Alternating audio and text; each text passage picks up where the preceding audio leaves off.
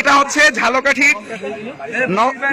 জেলা নেসারাবাদ মহিলা মাদ্রাসা সংলগ্ন এ জায়গায় নদীর পাড়ে থামিয়ে তারা ডাকাতির একটা প্রস্তুতি নিচ্ছিল। এটা সিসি ক্যামেরায় বাড়ির মালিক তিনি দেখছিল।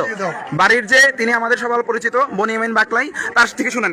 কাকা একটু বলেন কি হয়েছিল এখানে? জি, আমার বাড়ির সামনে হঠাৎ করিয়া নদীর অপোজিট সাইডে ডাকাতি হইতেছে। মসজিদের মাইকে বলতেছে, রতুল্লাবাদ ইউনিয়নে বলতেছে।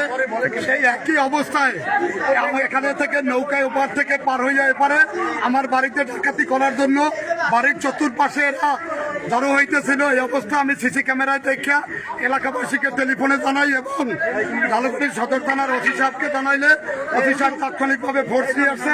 ইতিমধ্যে আমরা 3, 6, 7, 8জনকে আমরা ঘটনাস্থলে তাদেরকে বিদ্ধ করা হয়েছে। এলাকাবাসীর সবাই সহযোগিতা।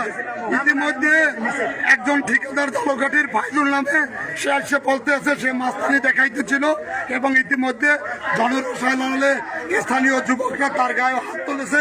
ইতিমধ্যে আমরা গণজবাই থেকে রক্ষা করে সেফ এক্সিটের মাধ্যমে আমরা প্রশাসনের কাছে হস্তান্তর করতেছি।